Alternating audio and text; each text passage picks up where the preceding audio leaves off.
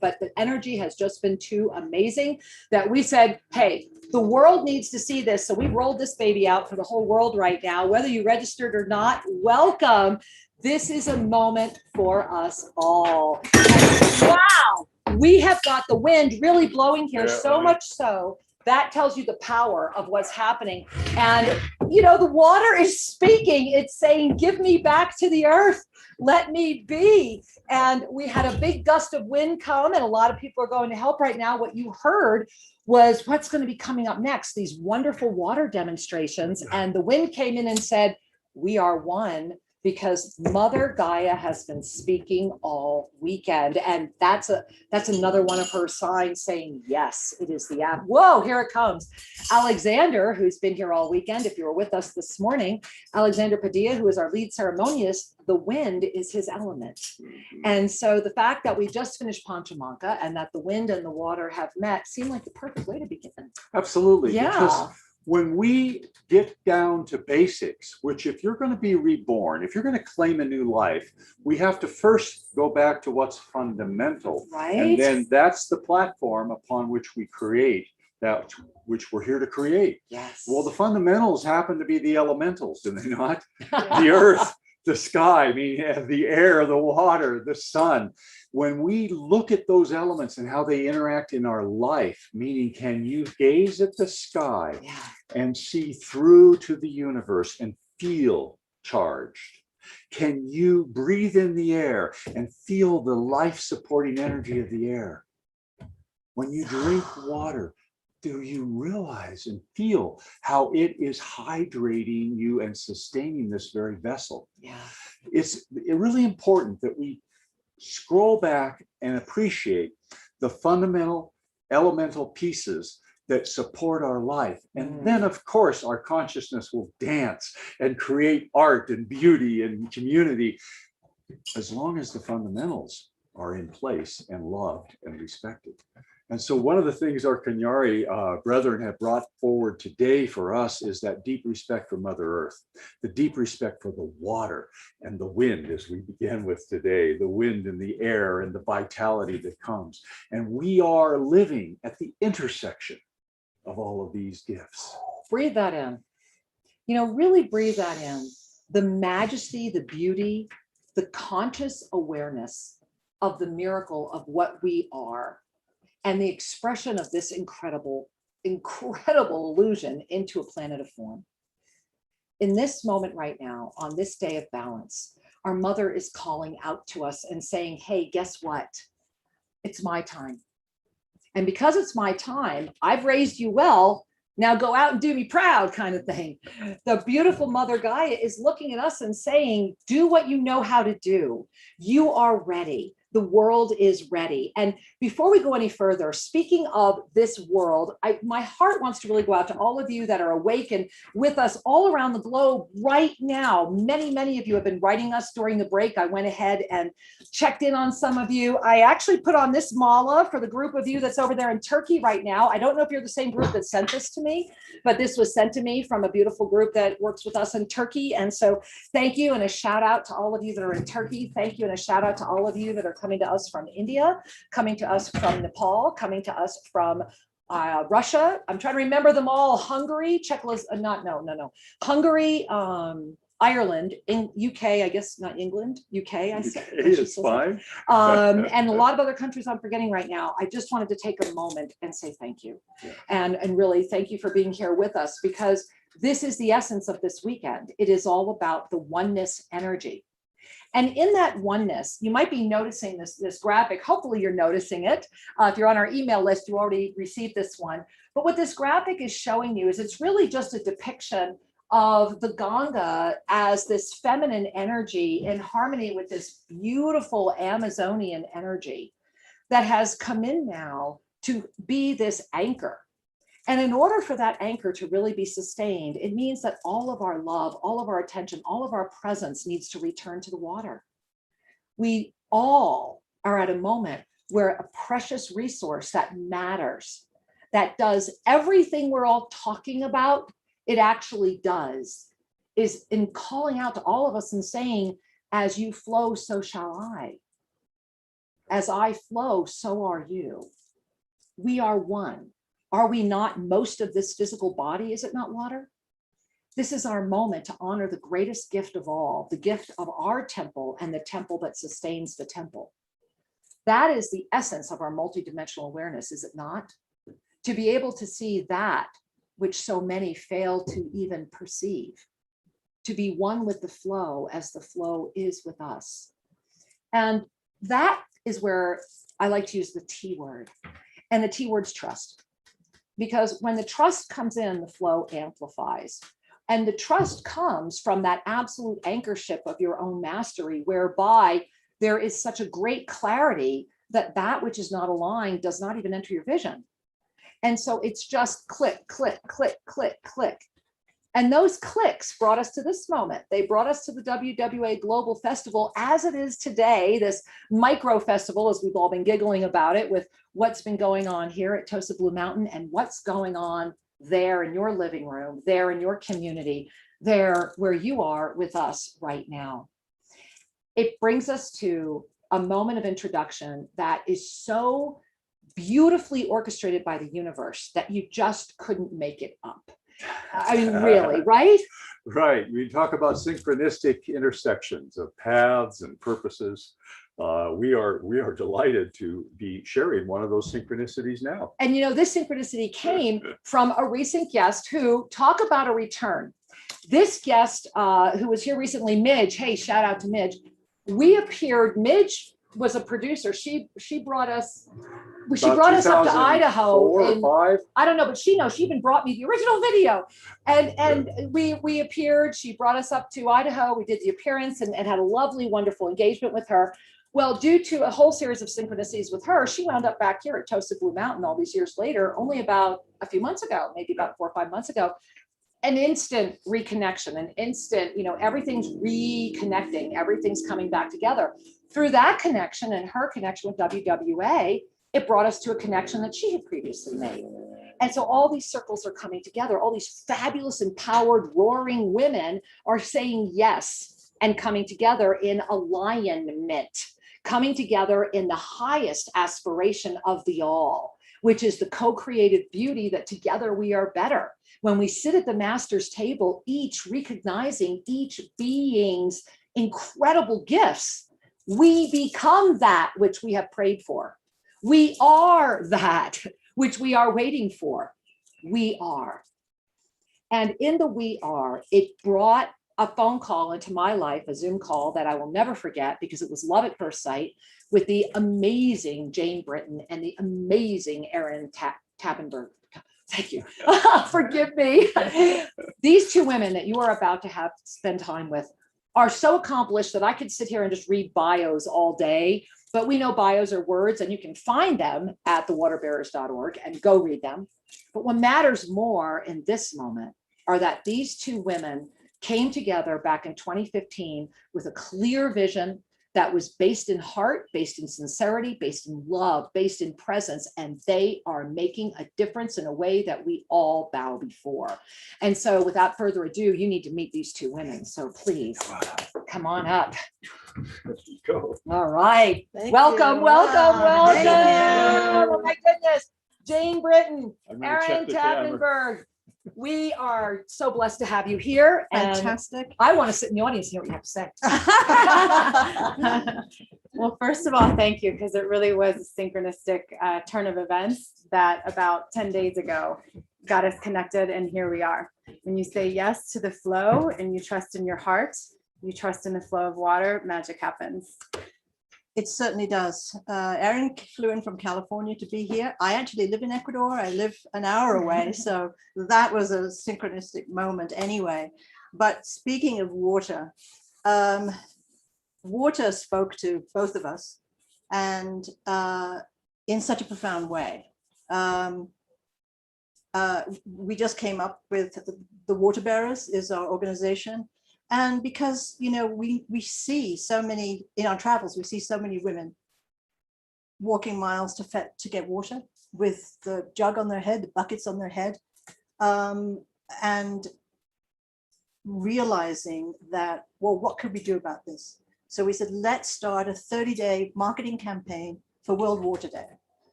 The Water Bearers wasn't anything. It was a name. We didn't have a bank account. We didn't have a nonprofit. So we hooked up with another organization, Waves for Water.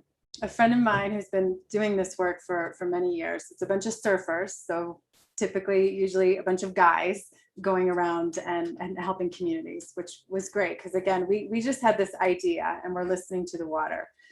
So that first 30-day campaign that we invited 100 women from around the world to help us fundraise. And so it became so successful. We managed to reach 320,000 people with clean water in 30 days, with Waves for Water being able to implement the program. But when we started traveling with them, because this, took on a little bit, we realized that it needed to be the women. We needed to, not the surfer boys. They're doing a great job, but we needed to connect with the women who are fetching the water. Yeah. Well, what they were used to doing was going into the villages and saying who's in charge, and who was in charge was usually a man, and second in charge was his son.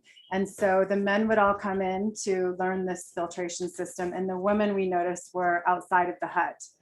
And as women, whose mission it was to inspire women who had access to clean water to get it to those that don't, it just immediately did not feel right that the women were outside of the hut. So we said, okay, time out, come on in. And even that shift of the women standing in front of the community was palpable. Like you could just see there was all of a sudden, there was pride and there was like, should I be standing here? And we were like, yeah, you stand right here.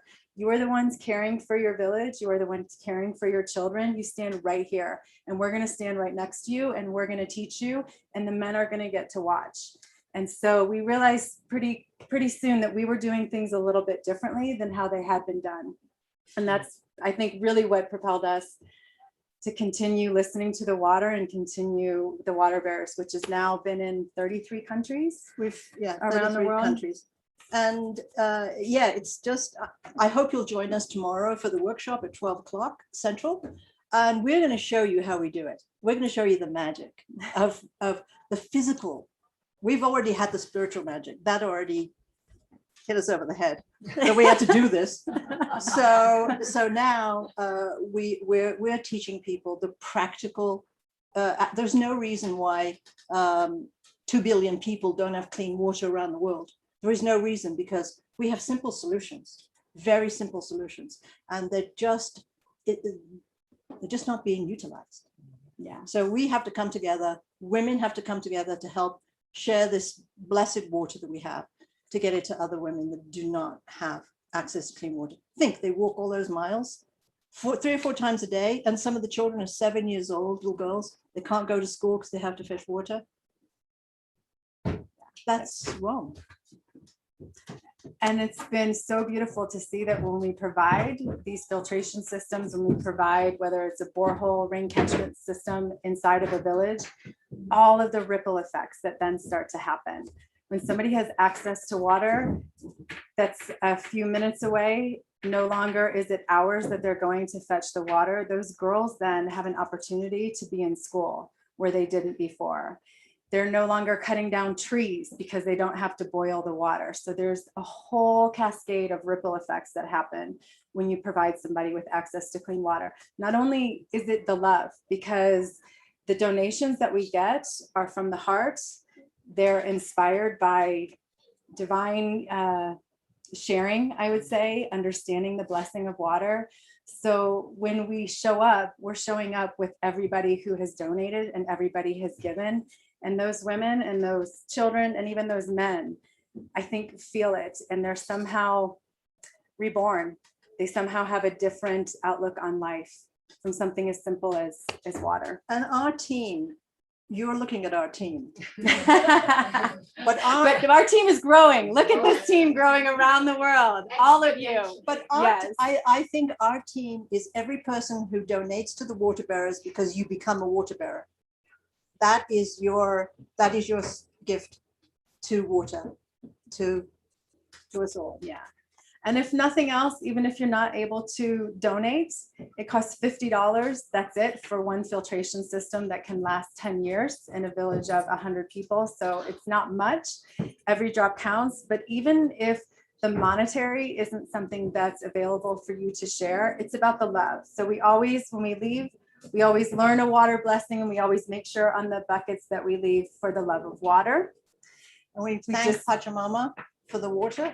When we're with indigenous tribes, Yeah. always, we remind them where water comes from. So even if it's just, you've got a glass of water and you appreciate it and you say thank you as you drink it down today, tonight, this morning, wherever you are, you're becoming a water bear. You're becoming a sacred guardian of the waters and our connection to each other, to all the elements.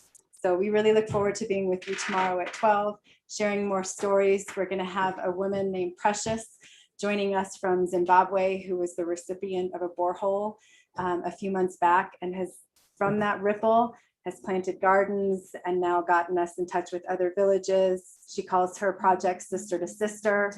And we have more sisters in line for water in Zimbabwe. So thank you, Kira and Sri, for having us. Thank you to the water. Thank you to everyone. Peace and blessings. And Thank don't you. move. Ah! I'm keeping you up here for a minute because I hope that all of you are feeling what I'm feeling right now, which is that this is a project that needs our absolute support. And that the more that we can support this project, the more that we are outreaching with consciousness. This is a project of conscious awareness. These are two incredible women that have championed this on their own since 2015, and it's time they've got a lot more support, don't you think? So I'm just standing up here saying you have my full support. Whatever we can do, you have. And I encourage all of you to really consider, at the very least, be there tomorrow and touch what this does for people. And if you've enjoyed everything that's happened here this weekend, especially with the way the water has been talking, this is a way we can start immediately putting that into action. So thank you both. I'm so grateful. Thank to you. be here. Thank you. Amazing. Thank you so Thank much you. for the love of water. Yes. That's yours. All right. Oh, I love it. That's yours. We have a gift up for the love of water. I love it. There you go. All right. theloveofbears.org. There it is. Check it out. And at the homepage of the WWAglobal.com, you can click right through to the fundraiser and get that taken care of and be there tomorrow. All right. How you feeling? I know, really. I don't know. How am I feeling? You know, before we move on to other things, I just want to pause for a moment on the whole theme of the water once again. I can't tell you how many times in my life I have felt blessed by water, floating on water, drinking water, submerging in water. And as a child, I took it for granted. And as a young man, I didn't pay any attention to it.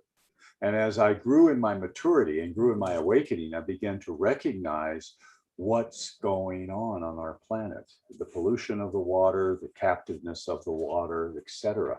And this water is flow, and flow is consciousness. You cannot separate consciousness and water. You found your consciousness on water. I did. Yeah. I did. I had my first mystical moment out on a sailboat, watching the waves ripple in the sun. And What he's not sharing is he was single-handing the inside passage, and he had been out alone for how long? months. Yeah. And so there was this gift of the water really pulling you into that state of having to face everything. Well, and that's why the water is so symbolic of the Yeah. grander flow and is connected to the grander flow. When you take a look at spaceship Earth from space, you see the blue planet. You do. You do. You know, it reminds me, and I just feel compelled to share, especially as we're moving into this rising energy on the planet right now, that many of you that have known Shreen and I know that we lived in Guatemala for quite a long time among the indigenous Maya.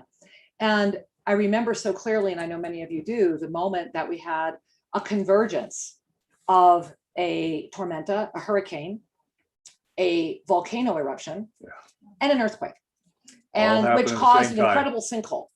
And I will never forget that day, because in that one moment, 22 people we knew in our village died. The mudslides came down because of the whole side of the overharvesting. hill, boom. The schools were gone. And while the water was part of that cleansing, what also happened in that moment was that the wake-up call came that we must take care of the planet. It was because of the overharvesting, it was because of the overgrazing, because of the clear cutting that such a horrible mudslide came into this village. And we are all learning right now. And as that village was cut off from everything, there was nothing. And it was a fairly big village. It was about all the 2,500 people roads stuck. were covered Everything with was mud. gone. It was it was my beloved husband and our water systems, because we had an off-grid property, that we started bringing all of our water systems over there. So we know the critical nature of access to a water filtration system. The fact that we were able to respond within a day prevented a cholera outbreak. How many people didn't die? The fact that we were able to bring in medicines, that we had a boat that literally became the lifeboat, that your generosity, that we reached out to our community, the blankets, the medicines, we were 2 weeks cut off from the world for that village, where literally we became a life raft. And I think of the symbology of being a life raft. And it takes us to so many different ways, doesn't it? Because buoyancy comes from within. There's so many reasons to not be buoyant right now, aren't there? There are so many things you can find to pull you down. If you are looking for a reason to be mad, you will find it. If you are looking for a reason to be afraid, I trust you, you will find more than one. If you are looking for a reason to doubt, to stop, to be in poverty consciousness, it will all be in your face right now. You are a powerful creator. Right? So what are you calling in? Yet in this moment, in the flow of the water, as Ganga is so buoyantly in her lotus field energy, one with the beautiful Amazon, the earth is saying, okay, I see that we can come together in equality, in the oneness. Let's breathe in for a moment. Just breathe in and just notice what you notice on that breath.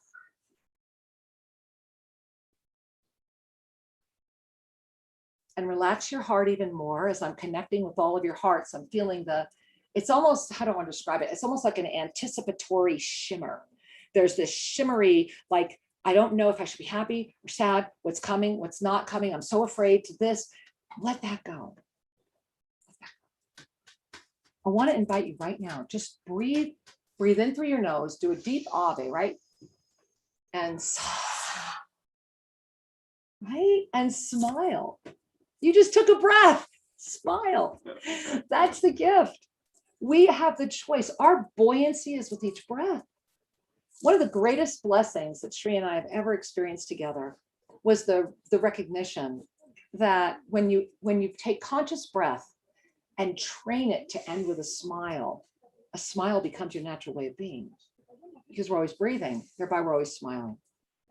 And so when we have conscious breath and we apply deep conscious breath, regardless of whatever process of breath you're using, remember to smile when you complete it. And you will discover that the breath of buoyancy is your nature. So as we breathe that in right now, I just want to relax us into a moment. And I want to jump into March. Can we do that, Sri? Absolutely. All right. Let's see if we can bring that Can we up, bring Jess. up the March slide, Jess, the March up level? And we're working on a system we just put in. Well, what we can also, nope, keep going. Go back. No, the March up level calendar. Keep going. There it is. All right, we got it. Now you see some of my other slides, guys, right? What's coming. All right, here's what's important to understand. The March 2021 equinox opened an active ascension window through the equinox, and it is the active presence of this energy that is being amplified right now and will seal in September. Now, if you have the up-level calendar already, you've seen this. But here's what's so powerful about this month and where we are right now. You can see that yesterday we were right there at that peak up-level moment. So in this peak up-level moment, this is one of 4 for the entire year. And this peak up-level moment has sent us into the energy of complete awakened awareness if we choose to be there. And the key is, when you pay attention to this week ahead, look at the 21st to the 27th coming right up on us. You'll notice that once again, this week is all about, where are your words leading you? In the awareness of that which you are, in the awakened awareness, are your words your truth? Are you congruent? This is a week where it's like, are you congruent? I call it conscious congruence. Yeah. right? To be consciously congruent with all that you are. How would a master walk? How would a master talk? How would a master dress? How would a master be with others? How are you with you? This is that week, because this week is the week where the connections are able to come together and experience the dance of creation. How exciting is that? So this beautiful birth, this beautiful ascension birthing, Jess, do you have the ascended numerology for March? I want to show that next. This have it on the slide. you don't. It was on the jump drive. Street. It's there. Can you help her for a minute and come right back up? Forgive me, guys, but it's really important. So we can stay there till we find it. I can share without the slide. Remember that with the ascended numerology of this month, on the peak up level date, on the date of yesterday, we went back up into the 12. What does that mean? It means that we're at the very top of the clock, where it's where it all begins. So if you're at that midnight hour moment, what do you want to create through it? What do you want to have happen with it? That is the gift. And in that gift right now, it's all about our star consciousness. And that's why I put this on today, because if not now, when? But the reality, if you want to look at that word, is that in this moment of star consciousness, your solutions are not going to be birthed from density. It's Einstein. Your solutions are just not going to be birthed at the level of consciousness that has created them. And yet everything has conspired in this moment to give us the gift of not having to be concerned about that. And I'm going to have to sit here in silence till we're done, because it's very hard for me to be doing this. So I'm just going to be in silence for a minute. And if we don't have the slide, it's okay. We can just stop looking for it. The people are seeing it on Zoom. Okay. I'm glad to hear that.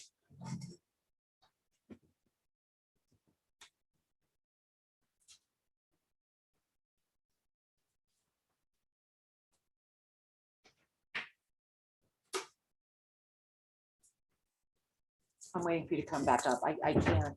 Forgive me, everyone, but it's impossible for me to be in this flow with that. So yeah, please come on in and sit. Thank you. You guys know me, right? I won't fake it. So now let's come back to it. All right, there we are. Hey, you did a Spanish lesson up there. That's even better. All right, so with this, it's cut off quite a bit. I don't know why, but can we scroll up and at least see the dates? Yeah. Right here, this is the one I want you guys to pay attention to. Right here is, you will see the equinox peak up level. Remember, this is ascended numerology. The equinox up level, March 20th, brought us into the 12. Now you can scroll back up so we can see everything as the 6 plus the 6.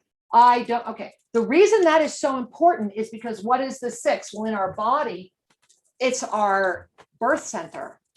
It's our balance. It's the balance of that which we are creating. So is what you are creating calling forward this creation balance birth of this weekend? And then it double amplified. It's like we got a double hit of balance and went up to the 12. And the 12 is the area of star consciousness. We have the third eye, and then we have star consciousness. The area of star consciousness is the ignition of the mastery presence within. And so we have been amplified and amplified again to be here in this moment of star consciousness. And I know when you look at the clock for this month, it can be like, oh my gosh, like, how could we squeeze any more lines on there, right? It was that kind of a month. But the most important thing to notice are these infinite ones that we have going on here. And I'm not going to make them scroll up and down again. However, what's important to pay attention to is that from this 12, you see this yellow line here? This is where we're going to go on the new moon. So for the next week, everything is in front of you. You're transiting everything. Everything is in front of you to look at, to reweave, to put together, to have fresh ideas about, to break, say, wow, this, it's about looking at everything with fresh eyes and manifesting it, because by the full moon, it's ready. It's ready. It's really ready. And that is bringing us to the spiral flows. Before we jump away. Okay. Yeah, go ahead. And we've got the camera back. Okay. I just want to speak to something that is important for all of us, whether you are in a male body or a female body or some other kind of body. And that is that the nature of this weekend is one of birthing through the cycles of change. So let's take that in for a moment. This is really important. That energy that in the ascended numerology comes forward as the number 6 relates to the basket of creation. Second chakra. Your second chakra is where we let go of old identities and birth a new identity. In the case of the human birth, we are birthing a brand new being. In the case of the cycles of change that we all go through in our lives, we're constantly going through seasons. And this is the chakra that either inspires a fluid, I release and I receive, or decides to be in argument with the greater flow and go, well, but wait a minute, what about yesterday? And so it's really important to acknowledge that this equinox weekend was about releasing old identities, old investments, old hurts, old resentments, old unforgiven judgments, all that jazz, and be available to be impregnated by your highest vision. Wow, right? To be inspired by your highest vision. And this is what's coming forward. And as Kira's we're sharing this week that's upon us, brings us back to the capacity to know what is true for ourselves. Now, if we're hanging on to old images, how can you be in present time? Right? If we're hanging on to old hurts, we're defining everything we experience by a reference point that's outdated old software. It needs to be purged. Control-Alt-Delete moment. Really. It is that easy. It is that easy. One portion of forgiveness and another portion of let's move on. Right? You know, and so I just want to underscore the power that's in your hands right now. The greater flow upon our planet is one of saying we are rebirthing.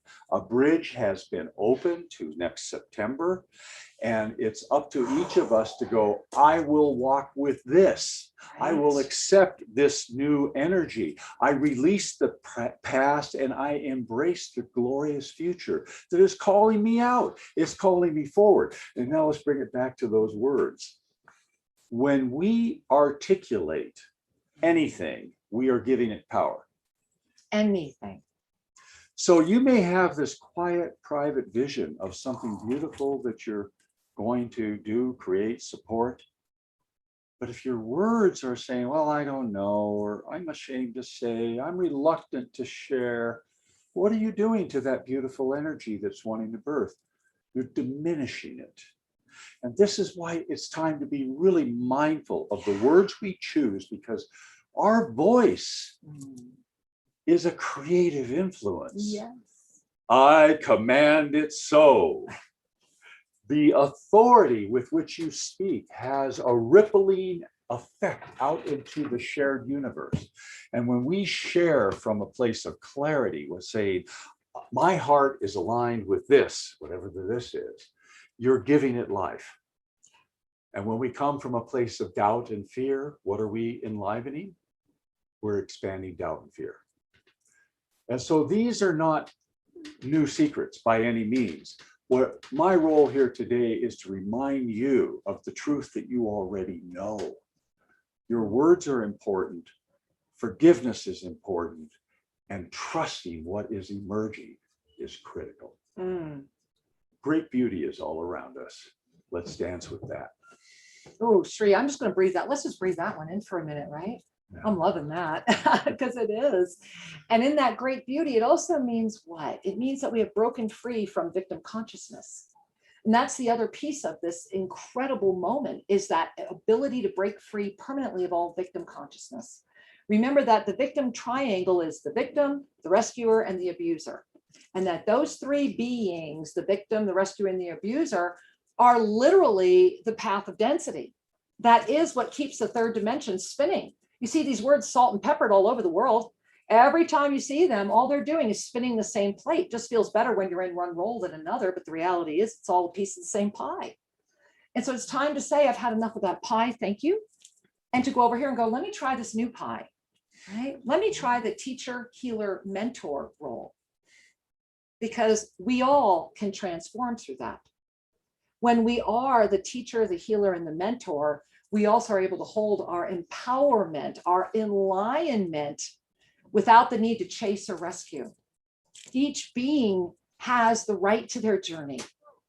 It is not our job to control another's journey, but it doesn't mean you have to agree with them. It doesn't mean that they have a free pass to do whatever. Density has ramifications. What it is saying is that your consciousness has elevated to a moment whereby you are able to sustain a frequency of inspired action that assists you to continue to expand all service without judgment. And this is the moment that we're in right now. We're in a moment where we're all being invited to go beyond our own judgments, because that's the only way we can collectively lift from the 5th to the 7th. In order to sustain a 7th dimensional frequency, you must release the judgments. And oftentimes we're judging ourselves so harshly that we have a hard time staying in any form of ascended presence. Remember, it is our self-compassion that lifts us into 5th dimensional beingness. It is that forgiveness and if you've never done Shree's amazing 7-day forgiveness free, go to the website, get it started. The most amazing forgiveness program ever. Because in this moment of concentric dimensionality, the victim triangle is very sophisticated. And you can easily spiritualize your ego and lift up into 5th dimensional states and sustain them for a while, but you won't be able to sustain them forever. And this is why if you have the calendar, you've already seen this, but this was what I was shown for this year. And it was a very hard thing for me to create. So hopefully I can help you understand it. Inside of this is that ignited discus of Vishnu that opened on 8/8 the Lionsgate 2020. That energy ignition on 8/8/2020 amplified this moment. It was like the universe coming in and saying, hey, we get it. You guys need some extra help. And so it was an amp. And it was an amp specifically directed at the feminine. It was very much about rise lioness. We need the lioness energy to champion this, because the balance, even in a moment where we're all talking about the balances keep getting more imbalanced. So what happened was that as we came in through this ignition energy, when we ignite the framework of support, which is the Taurus field, we have the ability to stay in the 0 point center. We are the 0 point generator. It's not something, we are the 0 point generator. It's just about sustaining your Taurus field through steadfast commitment, focused awareness, and complete trust. That is the magic. It's not commitment, it's steadfast commitment. It's not awareness, it is focused awareness. And it's not trust, it is complete trust. And through those 3 things, we hold open the Taurus field where we become the 0 point generator. And that's what this is. This is the 0 point ignition inside the greater Taurus field that opened up. And I'm going to go through this slowly, because if I go through it slowly, I know you can wrap around it. So allow your left brain to just kind of relax and have some fun right now. Just consider the potentiality.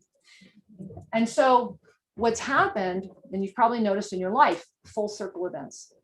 Everything is full circle. Everything's coming back. Even the Kanyari. Alexander, I'm pointing, he was sitting right here. He's right here. He was right here. Even Alexander, who was right here. When we were interviewing him earlier this morning, was talking about the opening of the circles and the dimensions. And we're saying the same thing. Everything the Kanyari were saying kind of blew my mind, that they were literally saying what we've had in print now for 6 months. So that was very, very affirming. And concentric dimensionality is a moment where we are at, you were mentioning it earlier, we're at this cross point. And in the way that consciousness expands, because we are ever expanding, we are at a moment where our consciousness itself in this experience of form has already hit where we have been before, but no more. And what that means is that inside of each being right now, which is why you're seeing all this concentric energy around Armageddon and all these people that are trying to call in all these different forms of fundamental experience, because deep within each being right now is a universal wound that you do remember having done this before. Whether you remember it or not, consciously is irrelevant. But deep within you, the reason that the distraction works so well is because it's part of us. We created it. And so this is the moment to invite a true choice into your life. And this is why everything has concentrically come in. And for the first time ever, I'm going to let you jump in and I'm going to cut back. For the first time ever, we are in this breath, in this breath, in this breath, in this breath. Our consciousness expands even more. And that's why this is such a dangerous precipice point, because there are not enough of us that remember. Bottom line, there's not enough of us willing to go out on a limb. We are so afraid of what we think is the establishment. We are so afraid of thinking that's the mainstream that, God forbid, the voice we carry, which is much larger than most people know, and much more awake and intelligent and articulate and educated, that this moment right now, it matters for you to decide who you are. And then just live it. You don't need to pontificate about it. You don't need to go run out in the streets and say, I did it, right? Just be it. It's not about the fanfare. It's about just living it. That's all that happens here at Tosa Blue Mountain. Sri and I just moved here and said, we're just going to live it. Come what may. Like us, not like us, that's irrelevant, because that's not what matters. What matters is not wavering in the truth of the mastery presence of that which you are. You know, earlier this morning, I just want to close by sharing one thing. Earlier this morning, I mentioned to you that my beloved Zadok Osiris is here with us. And I'll share a secret with you. When I was invited to uplevel myself, when I was at my own moment of incredible, am I insane or not insane? What is going on? I bow before the one who offered me the affirmation. Because we must each hold that for each other. We must each hold that for the other. When we each stand in our truth, no matter what. We wear what we want to wear. We listen to what we're being told. We pay attention to who we are. We love the fact that we are here and that we know ego is the greatest illusion of all, right? When we say yes to our mastery presence, then we free everyone around us to do the same thing. So thank you for freeing me. And thank all of you for freeing yourselves. Yes. Because that's what this moment is about right now. It's about a point of freedom that we have never collectively attained before. Are we close to a moment of implosion? Yes. So why talk about it? I mean, really, I have zero time. Those around me know it. You know, it's not that I'm a bitch. It's just I have zero time for that. Why would I sit around and talk to you about conspiracy and things that are negative and things that are going to ruin the planet and why this one's doing that one to that one? Honest to goodness, find somebody else to talk to that about. But if you want to talk about how we can make this thing amazing and how we can co-create, I'll give you 24/7. That's the commitment each of us needs to make to ourselves. What's got your inspiration flowing? What has really got your attention? What if you knew for a fact that we only had these next 9 months? What wouldn't you do? What wouldn't you do? Because that's where I'm at. There isn't anything I won't do to make sure that my children's children have a planet, that they can drink water, that they get to see an elephant, that they get to know what a polar bear looked like, that it got to sustain itself. This is our moment. This is our moment. Absolutely. Right? You know, one of the things that I'm giving my husband a moment because I need water. there you go. One of the things that arises in me as I listen to my beloved share her heart is that we have theoretically clay feet, meaning that we were born of the earth, but it's our vessel that was born of the earth. Our spirit, our soul is an infusion. We are in sacred union with these bodies. And one of the things that I want to remind you is how many of you have ever been walking somewhere, you know, I need to go from here to there, whatever the there is, and you bump your knee or your shin, right? And you go, ow. And then you get started going over there, and guess what you do? You bump it again. You ever done that? Have you ever noticed that the moment you injure yourself, you tend to hit it again? Okay, the reason I share that with you is what is needed in that moment or between the injuries. And my response to what is needed is we need to breathe, love, and become present. Whenever we have a little owie, a little accident, it's a way of calling us into presence, is it not? It's a way of saying, hey, the way you were proceeding is not fully conscious. So let's breathe. I need a hug, owie, my body hurts. Let me come into present time. Okay, now I collect myself and I move forward wherever I'm called to be. Well, then the reason I share that with you is that's a very day-to-day understanding of how we move through life. What about as a collective? Kira brought up that humanity has hit a threshold moment where there is this subconscious fear of catastrophe, which is calling catastrophe forward as a self-fulfilling prophecy. That which you resist continues to live, does it not? And so as a species, as a collective, we have gone through the creation and the destruction of worlds. And on this beautiful planet, there have been civilizations that have come and gone. And those memories are deeply embedded in our collective DNA. What is needed? A hug, a pause. We don't have to repeat this the same way. What is needed is a lifting of awareness when we step out of the autopilot and instead take a look at the bigger map that we're flying over, to be able to love each other, to pause and say, we can do this. We do not need to repeat that which we were afraid of doing.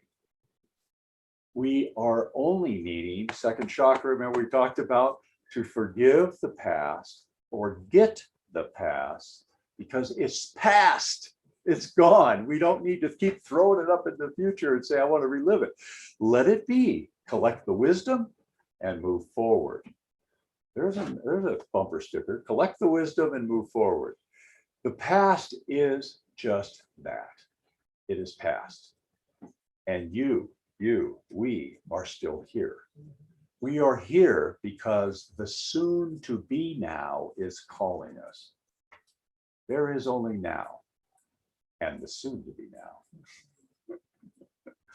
So, beloved ones, as we are as a collective looking at the issues in our world and looking at the issues in our families, it's important to remember the universal healing element for all situations is to lift one's consciousness. As we gain in perspective, and we can refer to that as moving into fifth dimensional or seven dimensional realities. And some people go, I get it. And other people go, no, now you're confusing me. How about we just remember, as a child, when you sat in the back seat of the car and you looked out of the window and you looked down on the road, it would make you nauseous. Zoom, zoom, zoom, zoom. But the moment you lifted your gaze and all of a sudden now the signposts are going by and you lift your gaze a little higher and you're seeing the panorama of the world. But you go back down, zoom, zoom, zoom. It's unsettling.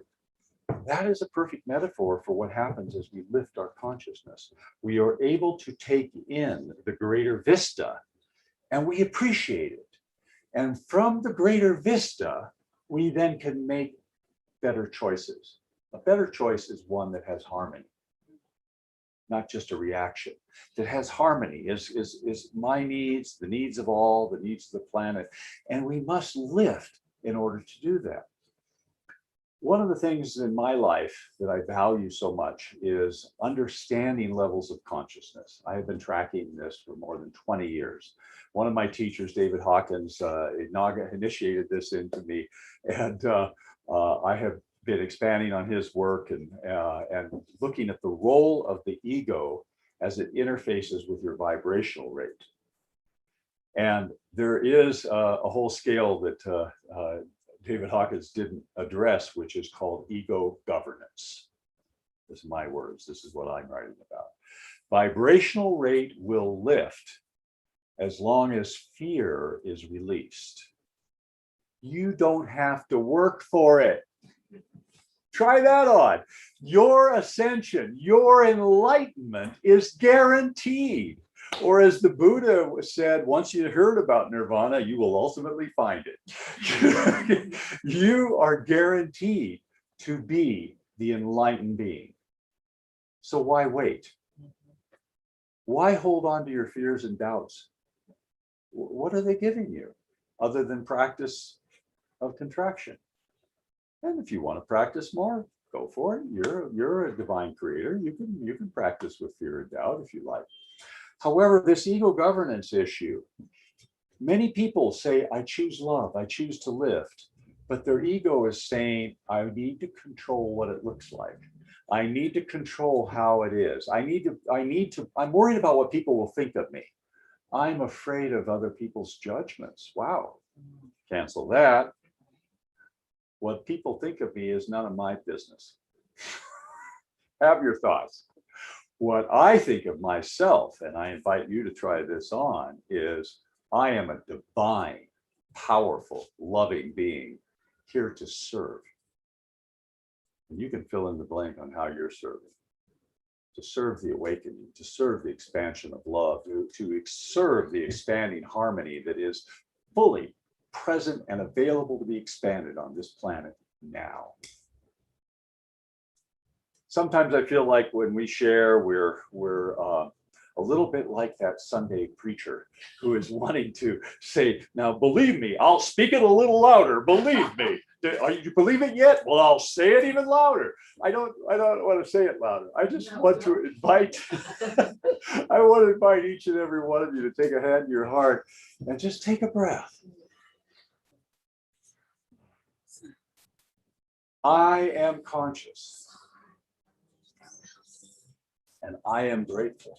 Let's do it again. I am conscious. I am conscious. And I am grateful. I am grateful. From there, you will be guided. It really isn't hard. And when fear arises, it's a call to bring a hand to the heart and to take a breath and to affirm, I am conscious. I am grateful. And this fear has no bearing on my life nor my choices. It's just a little passing environmental thing. Yes. And so, beloveds, we are at a grand time. And coming back to the Ascended Numerology and the calendar, we are at a time where these cycles are revisiting us, and we get to see them and experience them from a higher level of consciousness than before.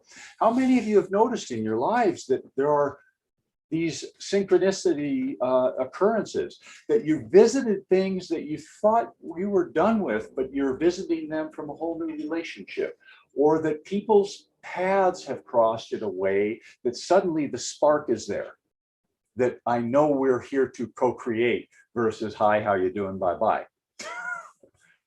And that's what is going on here in the spiral time, is that we ride the energy of a month and bring it into the center. And then as the 1 month is releasing, the next month is rising. And we have the ever-present figure 8.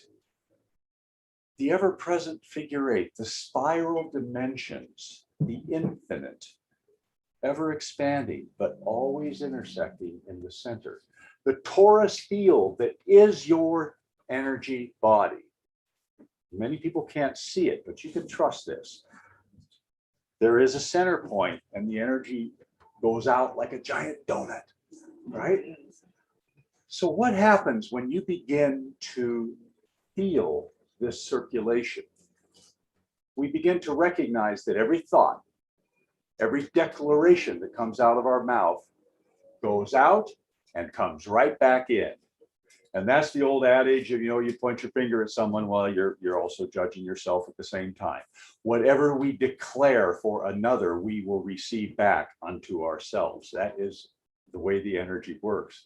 And that reminds me, while we're here, while I have your attention, April 12th, we are beginning a whole new series, Monday nights. We call it Monday Magic, and it is the I Am series from the I Am books from Godfrey Ray King and the beloved Saint Germain. And we're going to be unpacking that page by page, declaration by declaration, because the I Am books are truly the Course in Miracles for this time. So join us. If you don't know what I'm talking about, go to sriankara.com, go click on the events. You're going to find a little right up there, and just allow yourself to be brave. Say yes, click, join, because we are experiencing magic every Monday night. The community that gathers is powerful, and you will feel the difference in your life. All right, my love. Would you like me to join you? Come on All up. right, I'm just waiting for the signal, baby. All right, there we are. Thank you. All right. Well, first and foremost, let's all just take in a breath, shall we? Yeah, let's just clear in. And I do want to affirm that what's happening in April is really the natural evolution of this spiral event, which is why that's happening. So let me explain a little bit more. Those of you that have been tracking, see the January, and then we have the February, the March, the April. We are coming up to something that is really going to be kind of a jet fuel for 2021, and that's going to be this first May gate. You see that? There are 3 gates opening this year, and these gates have not opened before. And what they are is part of this amplitude. And the reason that it is so important that we are all working with this right here, January, February, March, April, forgive me for having to stand in front of a projector, is that this is the cross of perfect balance, these first 4 months, January, February, March, April. These are the ones that have called forward and ignited this I. And the I is essentially the awakening presence that is outside of the realm of density. And I know that can be kind of challenging the first time you ever see it. Just let's put up the, let's go back. Yeah, there it is. Let's put on that one. So let's talk about what all this means, because it's leading us to where the planet is right now. We're at a moment where there is an alchemy that is arising out of all of us. We are each the alchemist. We all have the opportunity to do that. And this is the gift of sacred union. This is what we've been working with in the WWA since 8/8/2020, which is that we have all of these wonderful ways of being. We have the princess, the goddess, the priestess, the queen, the wise woman, the woman, all of the names, all of these little attributes of density that we come up with, and all of these things. What if we could just take all of that and just say, great, right? But it expresses in whatever way it wants to express. And we just let go of all sense of that and dive into that cosmic center whereby we become the 0 point energy. Well, how do we do that in form? It begins with the first, second, and third chakra of the human body, stabilizing as peace, stabilizing as love, and stabilizing as joy. And if you consider that this is first chakra, second chakra, third chakra, where have we been this entire month? We've been right here. It's been all about love. It's been all about love. We're at the moment right now where words like love are actually coming out of the mainstream again. I'd say that's a pretty positive shift. Words like dream, words like carry inclusiveness are starting to be seen again. That's a shift. It's not enough, but it's a shift. It's a good start. It's the best shift ever, right? It's the best start ever. And so when we see that, what we have to be careful of is the erosion of the joy, because that's how you collapse the alchemy. When you erode the joy, you collapse the alchemy. One of the things that early on, Sri and I were very gifted with when all of this information was blessed through us, was that it was so powerful that until you are stabilized in peace and until you are stabilized in joy, love cannot exist. Love is not a singular element. When love exists as a singularity, it is out of balance. And I want you to breathe that in. I know that can be expanding. Love as a singularity in density is often out of balance. How many really loving people do you know that are constantly in trouble? How many really loving people do you know are totally broken? They're the kindest person in the world, the most beautiful person in the world, but they just can't seem to take care of themselves. You know, they're the most giving, wonderful person in the world, but they're miserable, right? Or their life is a mess. There's just one little aspect that's good. That's because it's all three together. There is the peace that foundationalizes true love. Because true love carries with it, it's in the Bhagavad Gita, right? You are not swayed. No matter what happens, you can't be swayed. It's the greatest thing on the planet. It's the worst thing that's ever happened. You are you. You are you. That's the peace that ignites that true love to express, that thereby offers a joy that is not tied to an emotional component. How many times have you been really, really happy? I mean, like joy-filled, joy-filled, joy-filled. And you run up and you talk to somebody and you tell them all this wonderful news and you feel so inspired and you feel so amazing. And what's the first thing they might do? You're crazy. I have a pill for that. Right? Oh, you must be kidding me. You know, oh, let me tell you why we need to talk. Or you obviously Right? you haven't thought about Yeah, blah, and blah, blah. let me tell you why I think why your happiness is a bad idea. We all know that's called partners in pain. And partners in pain are frequently your family and your best friends.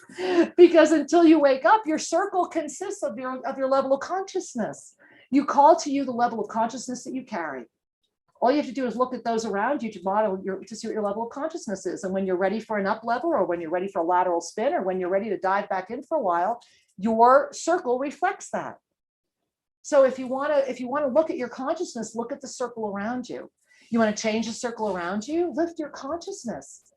They're not doing anything wrong. This isn't positionality. They're doing exactly what they're supposed to do to help you remember who you are. Every single being is in the alchemical process of their own miracle alignment. And as they do that, the 4 steps of self-ascension, and they're in no order.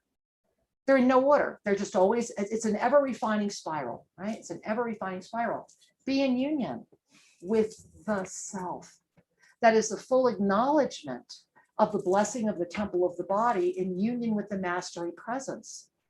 Because when we can stabilize the 1st, 2nd, and 3rd chakras as peace, love, and joy, our heart explodes in ascended awareness. It becomes the foundation of our ascended presence. And then you have this incredible ascended presence anchored at the heart that's constantly infusing the body. And the body's constantly rejuvenating, constantly receiving new energy, constantly being inspired, constantly creating. But it demands 1st, 2nd, and 3rd being really happy and about a high level of trust of the 2 as 1. Be in union. Release judgment of yourself. Start there. Start there. You ever second guess yourself? You ever just do something, you feel great, and then suddenly you're like, or whatever, right? You got to release judgment. You will never be able to release judgment of another until you release judgment of yourself. It will just be words. It'll mean nothing. You'll say you forgive. You'll say you're not judging, but you're not. You're lying to yourself. We lie to ourselves all the time. It's what we do until we can look in the mirror and realize the only thing we have in common with everything in our lives is us, right? It's you. You're the common denominator. And I love sharing this that you guys know I was married 5 times. Sri is my 5th husband. And it wasn't, it's a great number, mastery, presence, eternal life, right? 5. But the only thing I had in common up until my 5th husband was the me that was calling in that energy. And I'll never forget the day that I was like, you know what? I really get it. It's me. I really get it that there is this energy that needs to really pay attention. And it's in those moments where we can laugh and see. Doesn't mean that we get away with anything. There's amends, you make amends. There's things that need to happen, you do them. But you're doing them from a level of consciousness that's carrying a freedom rather than a judgment. And so releasing judgment is massive, especially of the self. Unconditional love, you know where it begins, right? You, right? Unconditional love beginning with you. And then, of course, surrender. And that begins with surrendering what surrender looks like. How many times do we judge that? We try to cut deals with God. You ever cut a deal with God? Everybody cuts deals with God at some point, right? Yeah. God, please, right? If you do this, I'll do right, that. I promise, right? So you surrender what surrender looks like.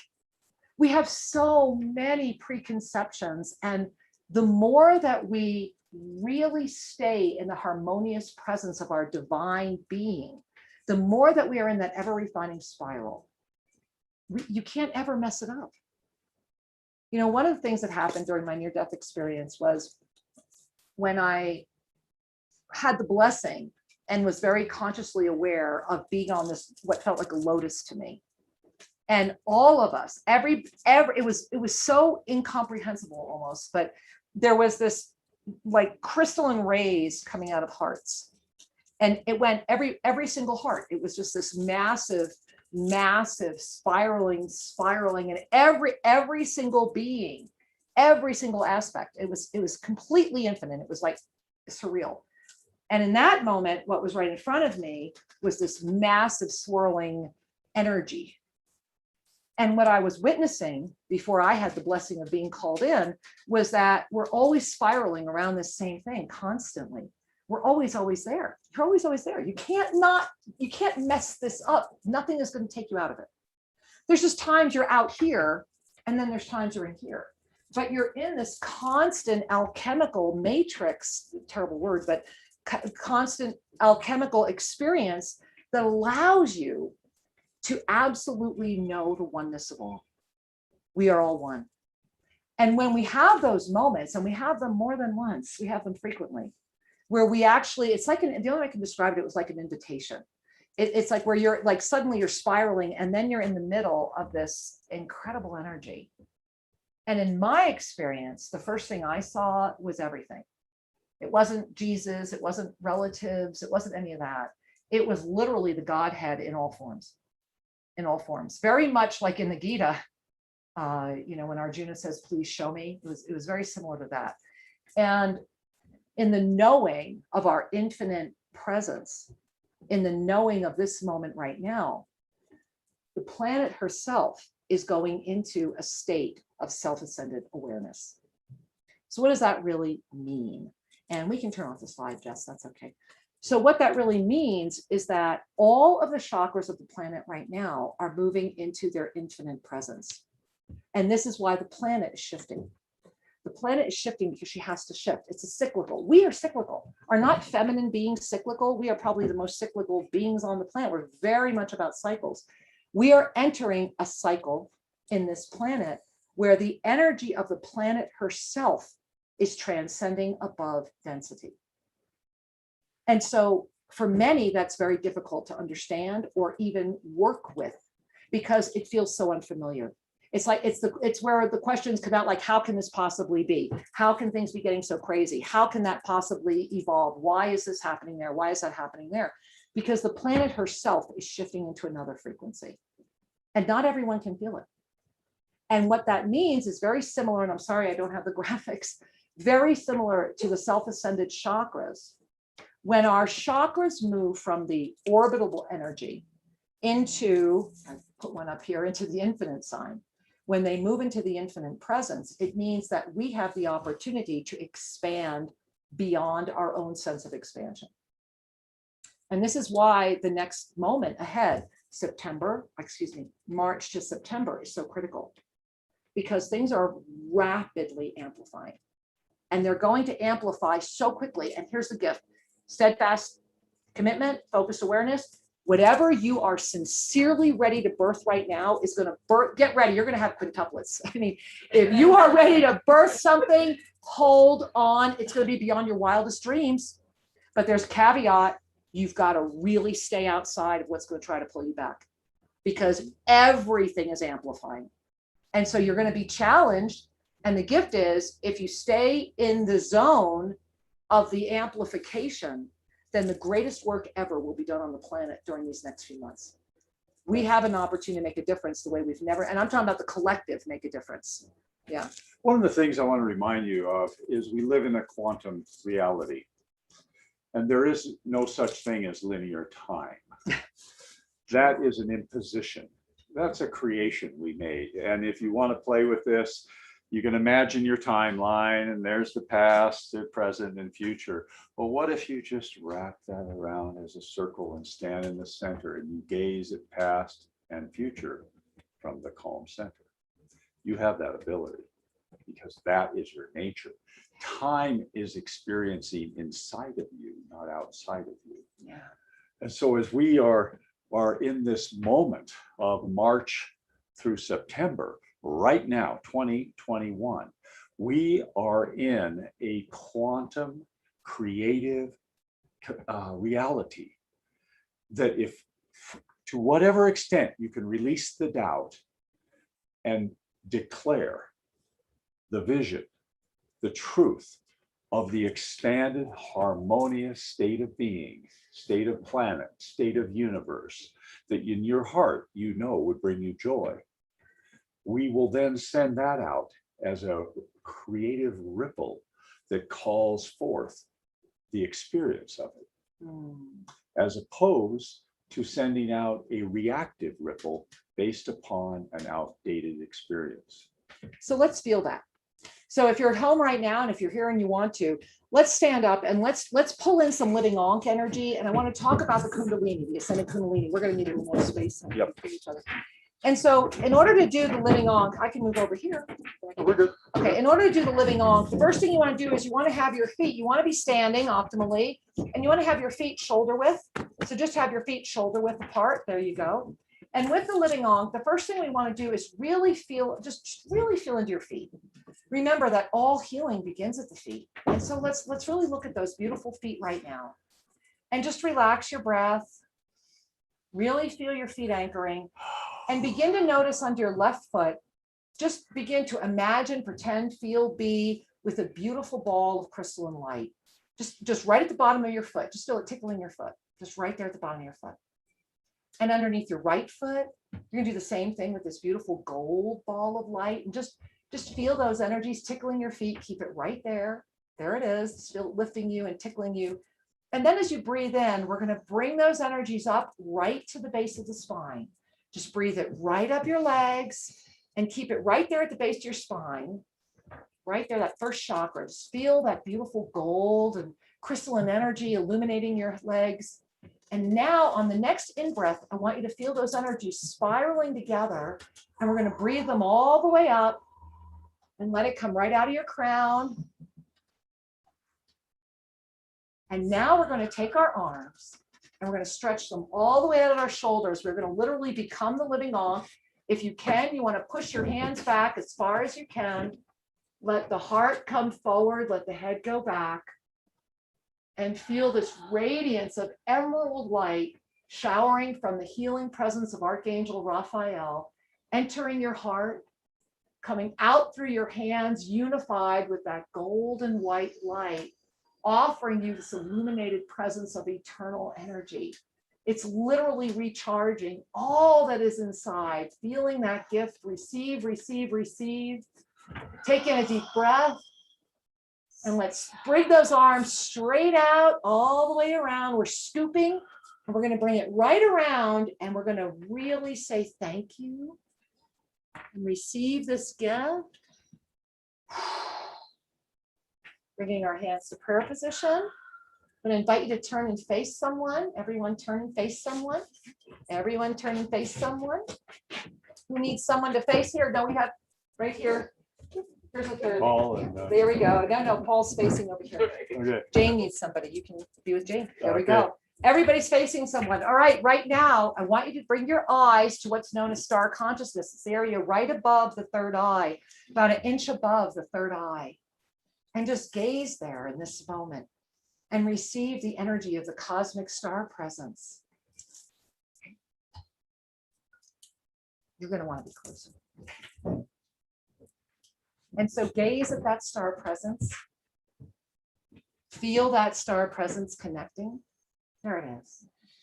And in just a moment, I'm going to invite you to close your eyes. And as you close your eyes, just feel and be.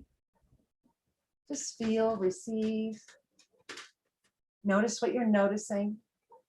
And in just a moment, we're going to invite you to open your eyes, not yet.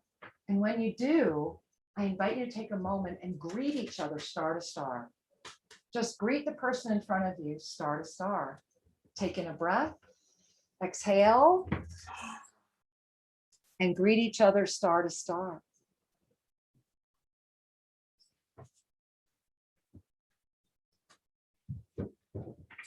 Just receive, just receive. And now take in a breath. And if you're called to say thank you, hugs are always amazing. Got a lot of them going on here. A lot of hugs going on here. I'm hugging all of you at home. I'm loving this star practice with all of you. If I could turn the camera, I would. You should see this beautiful room right here. Imagine every day greeting everyone that way. Yeah. A lot of beautiful sharing going on behind the camera here right now. Think about the star consciousness. It's a direct gateway to your fifth dimensional presence.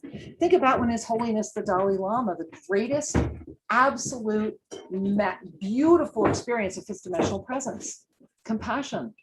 Compassion is the gateway to the fifth dimension. This beautiful man, his entire life has been walking around in this fifth dimensional presence. And when he greets you, it's star to star. It's star to star. And so imagine a world where we're greeting each other star to star, where we see the truth of who we are, without any illusions, without any need for the words that can make such a clutter out of that which we are truly trying to share. That is the moment we are in right now. This ascended Kundalini. I'm not going to talk about traditional Kundalini, so I'm just going to assume that many of you know about that. If you don't, please Google it and learn about it. But the ascended Kundalini recently opened. And with that energy has come forth an opportunity for all to reclaim their life experience in any way that they are choosing, with one caveat: if it does not serve the highest, it doesn't manifest. So there is kind of a safety catch on it. So while we are always considering, for the highest, the way it manifests, you will see. So in this moment, the ascended Kundalini is saying, it's like, the way I describe it is, it's like a wing of feathers. It's like this beautiful spiral of feathers that's just lifting you up again, that is awakening the higher chakras, that is awakening more to the awakening potentiality, that is inviting a greater experience of consciousness into all that is. And this ascended Kundalini does have some interesting Ascension Symptomology that comes with it. There is quite a bit of it. And one of the greatest gifts that comes through the awakening of this ascended Kundalini is that we are offering to ourselves a gateway to the greatest expansion we could ever co-create. So I want you to breathe that in. Yeah, and just really feel that. So before we go any further, I just want to, I'm just going to open it up over at Zoom if there are any questions, or if any of you have any questions here before we go any further. We're good at Zoom? No Q&A? Okay. I have a question, but I have a statement. Please. Thank you for such illuminating, beautiful messages. Teaching. Out of this world. Thank you. Thank you for receiving. We are grateful. I received. Thank you. Thank you. It's time for us to remember we are more than that which we thought we were. We are more than the body. We are more than our childhood. We're more than our adulthood. We are infinitely expanding. And oftentimes our thoughts keep our energy focused on a static picture. This is my identity. This is where I dress. This is where I work, all of that. And that's fine until you're complete with it. Yeah. Because this ascended Kundalini, the traditional Kundalini, the teaching, the yogic teaching, and it is a reality, is that there is a quiet energy in the root chakra that when the time is right, when circumstances are appropriate, it will lift up the spine and activate the upper chakras and open your eyes in ways that you didn't know. Exactly. That's only step one. Yeah, we're at the next wave. That's step one. And people are going, that's it. That's all there is. That's No, step no, no. one. The one thing I can tell you with certainty in this expanding universe, there's always more. Oh, yes. Always more. And it's so awesome. And so the ascended Kundalini will take you further as we relax and release our need to control. And this comes back to the 4 steps of self-ascension. Release judgment. How can you release judgment if you haven't activated love? And the one thing, this was a tough lesson in my life. I went through a period where I was judging myself so harshly. And you can't judge yourself without judging others. Right. There comes a moment where you go, just stop judging me. Okay, I'll judge them. We project our hurt out on the world and we judge others. And I began to realize, this was my own healing process, and it was an active healing work, that if I brought love to my judgments, they would soften into wisdom, into discernment. Exactly. Discernment is a noticing of what is without needing to judge it, without needing to say that shouldn't be and that should be. It's just a discernment that when circumstances create this and other circumstances create that, and I love it all. It's all part of the magic. That is the gateway to the ascended state. When your thoughts are viewed with love, we become a contributor to the peace, and we bring wisdom forward to help guide those that are ready to be guided. When we are in judgment, what is really happening is it's like a childish state. Judgment arises because we care. We care. Only we haven't tuned into our caring as much as we've tuned into the critical mind. And this is why the love is so critical. As we bring the love we anchor it to the heart.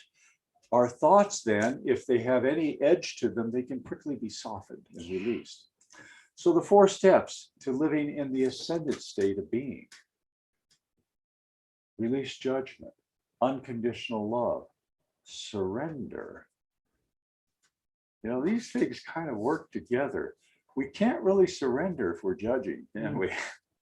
Yet when we soften judgment, we might not surrender because we're trying to hang on. We're trying to control. Surrender means release expectations also. An expectation is a future judgment. That's all it is.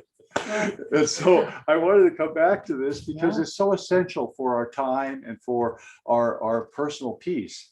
Unconditional love, be in union, meaning no more resistance. Be in union with your body, be in union with this world, be in union with each other, be in union with the divine.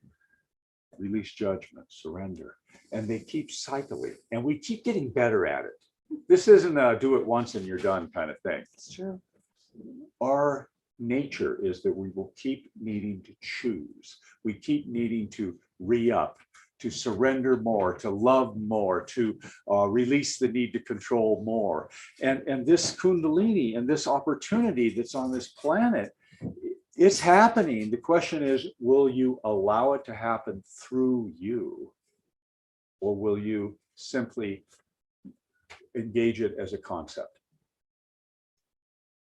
And this is the call upon all of us. It's time to get off your ass. Time to get off the couch and be in the flow of the creative process. This is where passionate action comes forward. Absolutely. Activism is a refined judgment. It has heart. It has heart, but it's a refined judgment. It usually carries a fair amount of anger and right and wrong. Passionate action says, I know what I'm to do, and it brings me joy to do it. And you go do it. That's passion. Comes from here. Calm passion is co-created love. Passion is your nature. Do you think you were created out of judgment? You were created out of passion. A passion to exist. Anyway, I'm just so delighted that we are together celebrating the equinox, the emergence of this ascended Kundalini, and what is happening on our planet with the Kundalini of the planet moving here into this continent. Well, let's talk about that, because as we're coming to this closure moment today, this is an ignition moment, is it not? And the reason it's such an ignition moment is because of exactly that. Let's go back. Let's go all the way back, right? Let's go all the way back just to 2012. A time when so many were just repeating so many out and out lies about my beautiful Mayan brethren. And just so many were cashing in, and it was all about who could get famous and who could do what, while the Maya themselves were sitting there and circled us going, please tell our truth. And the truth was that they were talking about this moment. They had foreseen when it would be the turbulent times, but they would never say they had forecasted the end of times.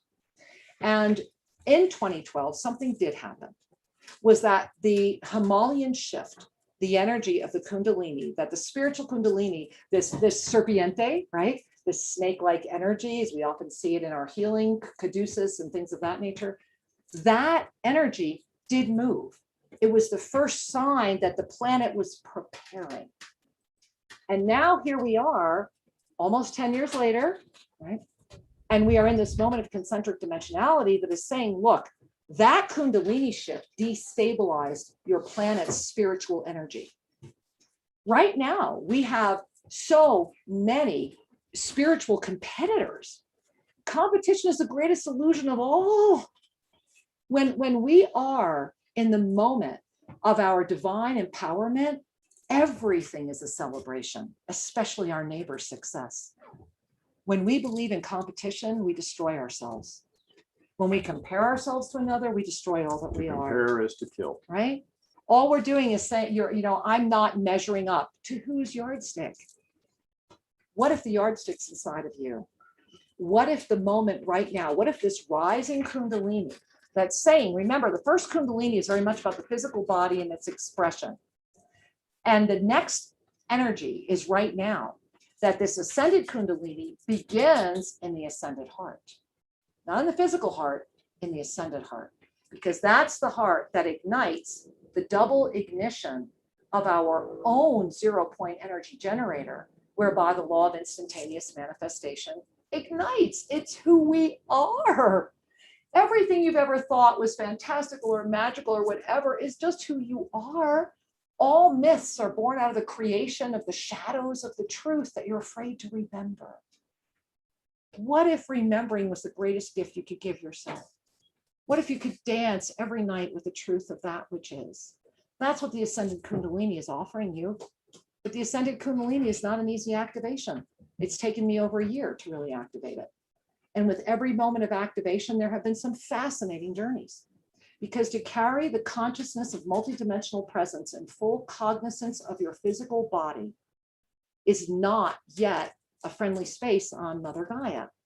That's why Tosa Blue Mountain was born, so that people can come here and live like this. I often say I live in my wonderful prison, because here the energy is so high and so pure, and the wind that's blowing right now, and the breezes that we're smelling right now, and the purity of the people that we get to live with reminds us that all is not lost. As a matter of fact, all is beginning again. How do you want it to look? Do you want to dive into the fact that it's going to look like a nightmare? Then dive. And as Archangel Zadkiel would say, do it well. If you're going to have the nightmare, then have one hell of a nightmare. I mean, go in and do it well, right? And that's Zadkiel. Zadkiel was the first one that says, look, make your choice, but do it well, right? What is your choice? Because the other thing Zadkiel always says, and this is Zadkiel, if you sit on the fence, you're going to get a crotch burn, and that hurts. And so do you want to sit on the fence? Take action. That's it. And so at this moment, everything, especially the energy of the planet, is calling out for balance. And that's where the shield was born. Remember that the cross of perfect balance is an equilateral cross, but in the center is the jewel. It is the jewel of your heart. It is the jewel of your consciousness. And the consciousness right now is the reason the battle is here, because we are at such a profound moment. This is a moment unlike any other. And all of us who are aware of it get to dance, get to create, and get to sustain the expansion. And for every one of those that you think is pulling you away, perhaps next time you can wrap your arms around yourself and thank them for loving you enough to do their job so perfectly that you know exactly who you are. That the next time your joy is so ecstatic, you are able to sustain it in the face of the one who would seek to take it, the partner in pain. Love them, they know not what they do. Forgive them, they know not what they do. When you can own the essence of that, nothing will stop you. Nothing. And so, beloved ones, nothing is stopping this. And this is why in April, please join us as we ignite the grid of illumination. February, March, April. Remember, this was a 3-month cycle. And in this March moment, right now, we are in the awareness. Come next month, April, we are in the experience of everything that's happening right now. And it's a month full of experience, and it is a month where the grid of illumination is being raised again. And how we're raising that, and all of you are already participating, is that many of you know the story of the miracle book that we have right up in our studio. It was Sri and I were living, the quick version, we were living in New Mexico. We came home from Albuquerque into our locked home, unlocking the door, and we had a beautiful little adobe home. We walk in, pellet stove going, I still remember that. Yeah. Pellet stove is going, we walk in, and right there in front of us was that I Am Discourses book, original, signed by Godfrey Rain King himself. A green hardback book from 1936. 1936 was Mhm. sitting on our table.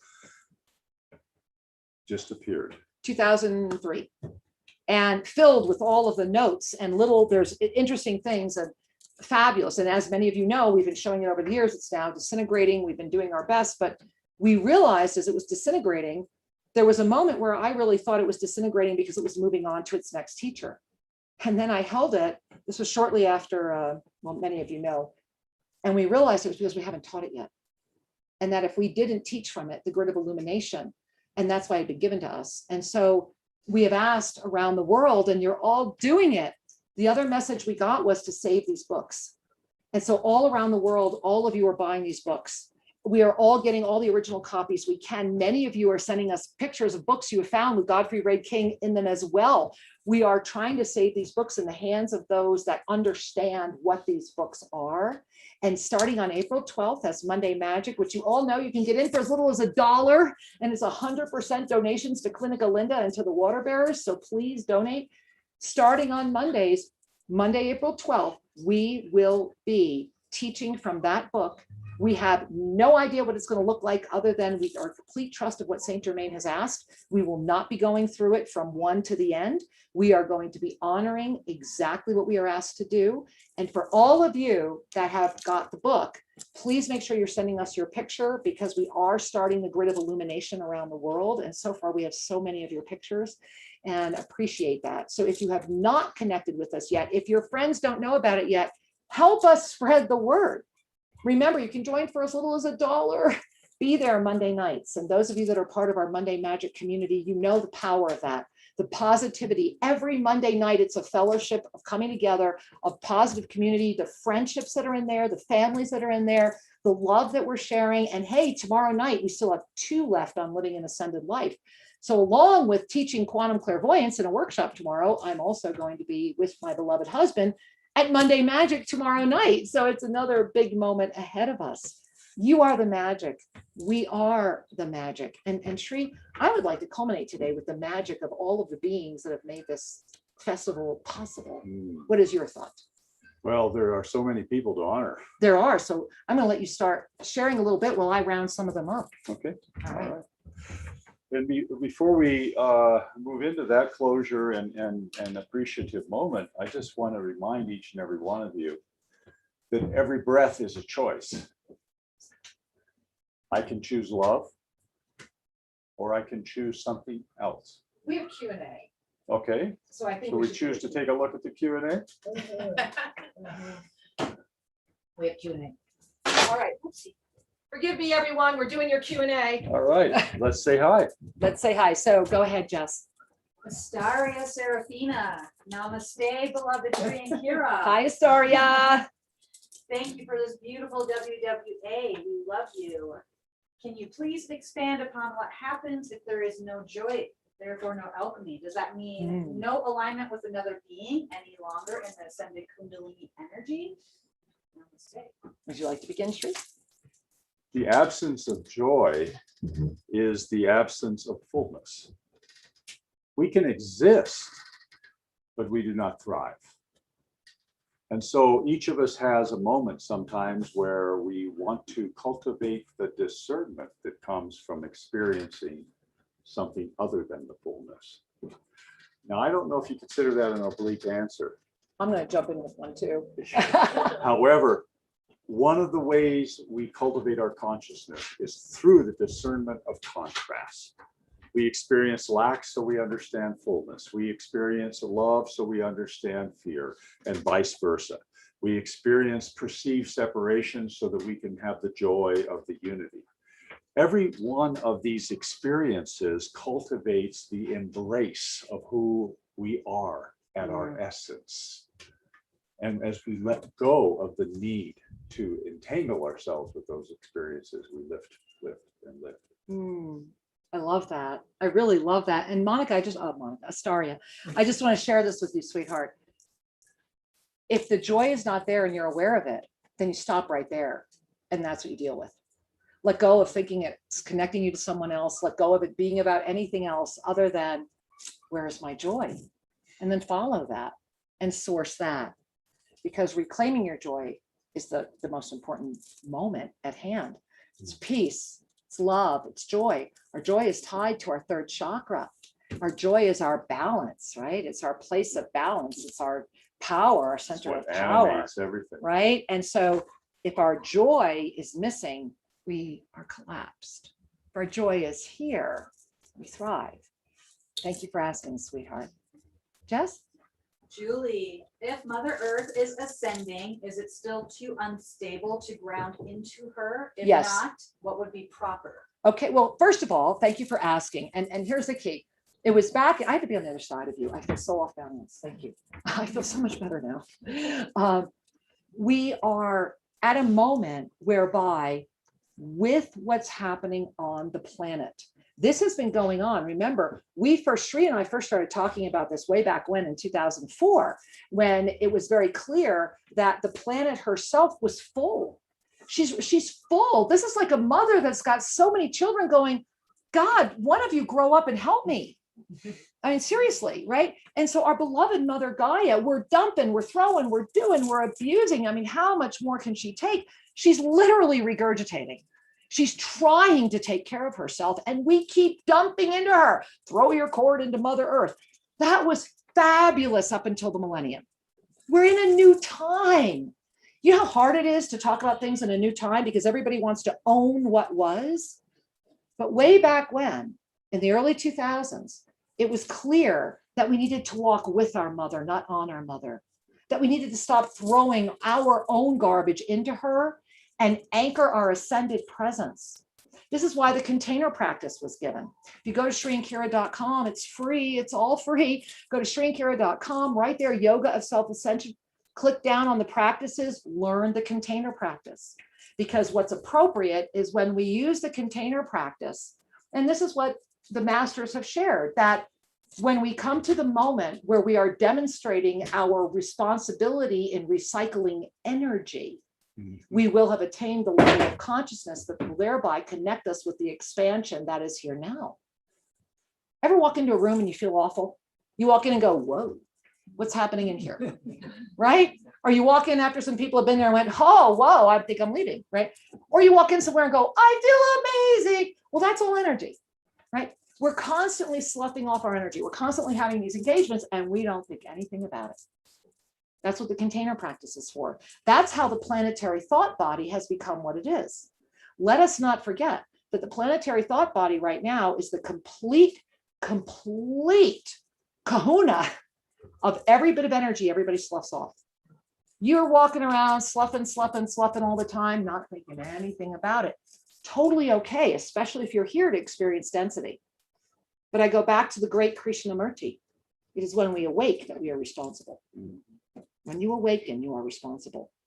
And that responsibility is because you are seeing that. Until you awaken, forgive them, they know not what they do. Because the level of consciousness, you're invisible to the level of consciousness that cannot see it. You know, Right? I want to offer a practical suggestion for you, Julie, and for all of us. We were taught or invited to send a cord into the earth. Why?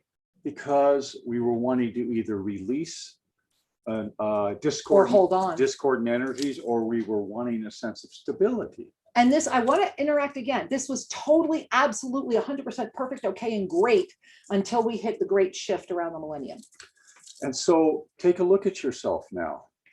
If we're requiring some stability, what is it we're really wanting to connect with more fully? It's right here. Isn't it your heart? So the next time you're feeling a little wobbly, a This little is your root. uncertain, feeling like I need a boost, I need certainty, I need to be reassured, which we all need. Hand on heart, Heart. conscious breaths. Heart. It's all heart. This is the center point of the ascended state. This is the foundation. Yep. And the earth, let her have her journey. as you have your journey, and we float together. Maybe it's our time to let our mother know that she can rest, that we've got this, that we're here for her. Yeah, thanks, Julie. Great question. Jess, anything else? Yeah, anonymous. What is recommended for city dwellers to embrace the energies on a consistent basis versus waiting to go outside the city to finally slow down and be in the energies? Oh, well, that's a very important question. And I'm so grateful that you asked. Do you want to start, sweetheart? or- I've got two Okay. practical tips All for right, you. go for it. All right, the first thing is congratulations on asking. That Yeah, shows that thank your you. heart is aroused and you're saying, how do I stay connected? Mhm. The gift that was given to me years ago that I honor and want to share with you is no matter where you live, there is sky. Look up. Look up, look at the clouds, and then look through the clouds. And using your eyes, you could practice this on the inhale. I sip the light, the cosmic light that is beyond the stratosphere, and I call it in. And I let it circulate in me. Sip the light. And you will find yourself renewed, restored, and your worldly Velcro stuff will start to just dissolve away. The other thing is make sure you have a photo of nature, especially a mountain range, high altitude mountains. Have it in your workplace, have it in your home somewhere. And from time to time, gaze at that photo and smile and connect with the energy of those mountains. Oh, so beautiful. And number one, you're doing a lot of what we would suggest by being here today, right Yeah, now. connect with others. Yeah. Exactly. And the other thing that has sustained me always is to remember that everything around you is your temple. So start in your bedroom, sit in your bed and sit up in your bed, look to your left, and then slowly look around your entire bedroom. And you make sure everything your eyes land on brings you joy. You make sure everything makes you smile and radiate, because that's your sacred chamber. And remember, when we sleep at night, our soul doesn't, your spirituality doesn't stop when you're sleeping. And so how is that sacred space? Let your bedroom be your first temple and make sure everything in it brings you joy. And if it doesn't, get it out of there. And then you move into your kitchen, the heart of the home, where you nourish. Whether it's a wall, whether it's a kitchen, whether it doesn't matter. Whatever space you are creating your nourishment in, does it bring you joy? Do you love it? Is it the colors you love? Are you using things that bring you love and joy? Do you have old pans that are dying, or do you have something beautiful to cook in? What brings you joy, and is it set up that way? And then where do you spend most of your time in your home? Wherever that space is it your temple? Is it your temple? And if not, let it be. Also bring in your water. Running water, you need a small fountain. Always have a small water feature. Always have some live plants, and fresh flowers are not just for special occasions. Thank you. Namaste. Some more? Sure. Okay, Pearl says, namaste. How do people who are struggling to survive on a day-to-day basis awaken? Thank you for asking, sweetheart. Do you want to begin? Yeah. Well, first off, I love you. Yeah.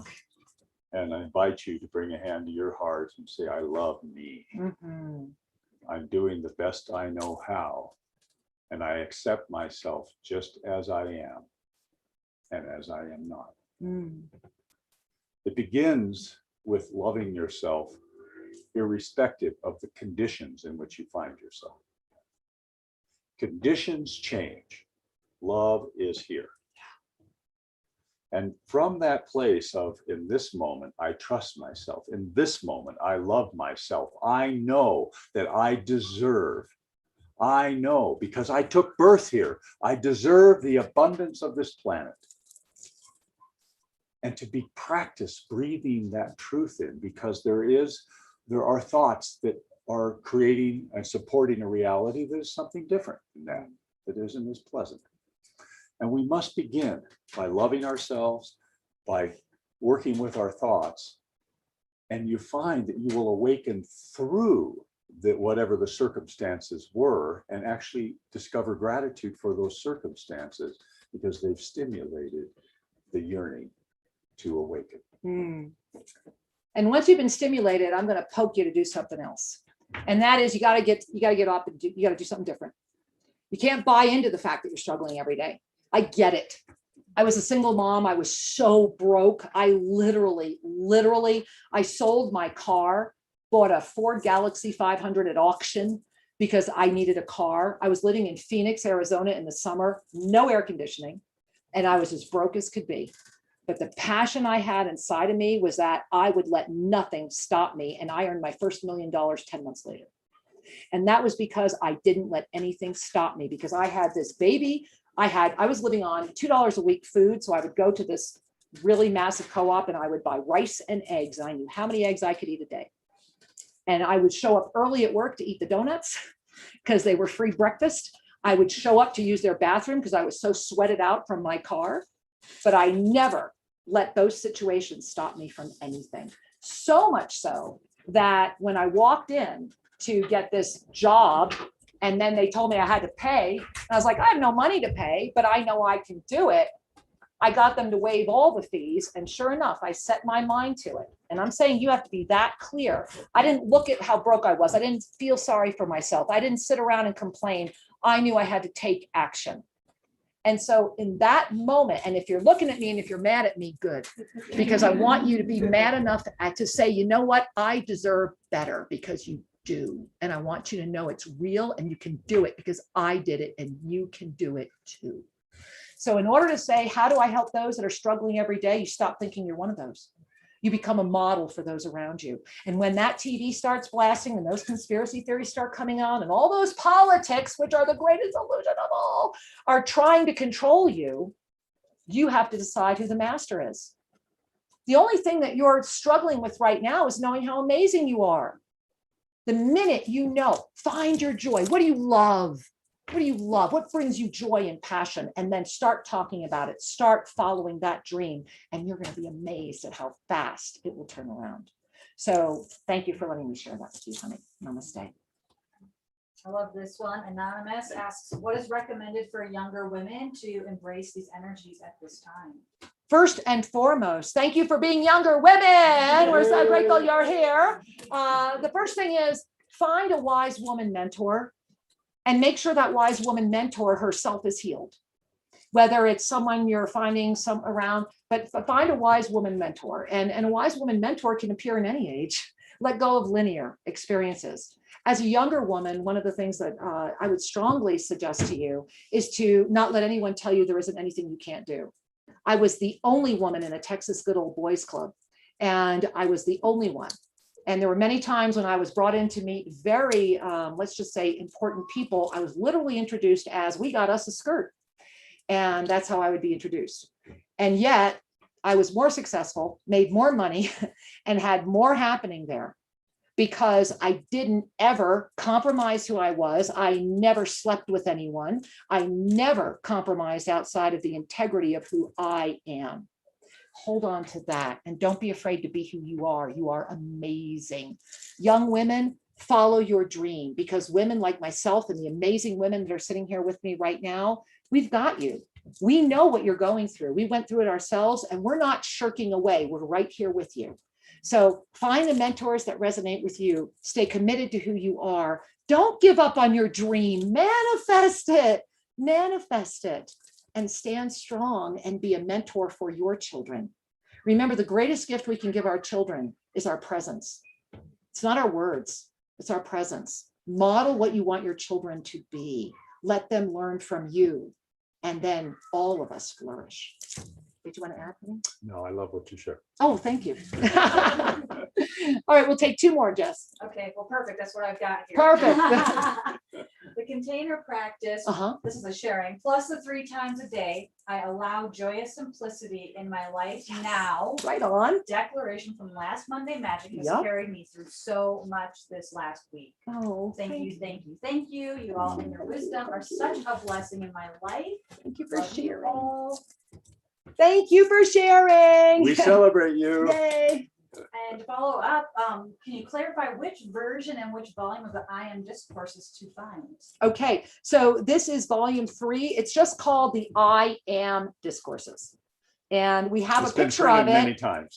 But it's been, right, but no, honey, it is volume 3, I Am Discourses, and that is at our website. If you go to shrinkira.com, it should be printed there. Yeah, thank you. All right.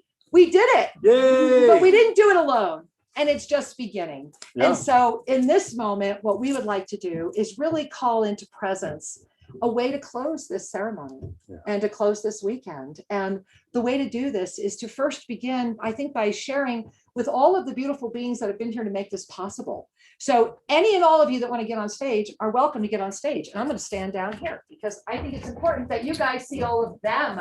So all of you that would like to get on stage, you are Come welcome to on get up. on stage. Don't all run at once. But Come on please, you can stay up there, Sri, and maybe. Yep. There we are. Just go ahead up. Come on in I'm here. gonna look at the camera. Everybody's welcome to be up. Who would like to go up? We're gonna need to stand behind each We other. might need 2 rows We're gonna here. need 2 rows. There we 2 go. rows. All right, Joni's the end. Mimi, you've got to come over by Sri, get behind him there. And let's see, okay. Amara is the end of the frame. All of you are not seen. Okay, You have to come in. There we go. Okay, Right in front. There we go. third row, third row. Yeah, right in front. Right in front. There we go. You're not in the frame. Everybody who's outside of Elizabeth is not being seen. Masha, you're not seen. Zai, you're not seen. There we go. Okay, so Jess, why don't you come on out? All right. And how about smiles, everybody? We love you. We love you. We are happy. Hi. And so Hallelujah. see where I'm going to sneak in right now. Okay. Go to mom. I'm sneaking in. I'm coming right here. And so, hey, everybody, this is what it's about. It's about women. It's about wellness. It's about awakenings. And it is about the one heart that we are. Together, we are better. We love you. Mwah. And it's about men awakening their femininity. Then they can join the lovely women. We love you. All right, everybody, say goodbye. Bye. Join us again. We're your family. We love you.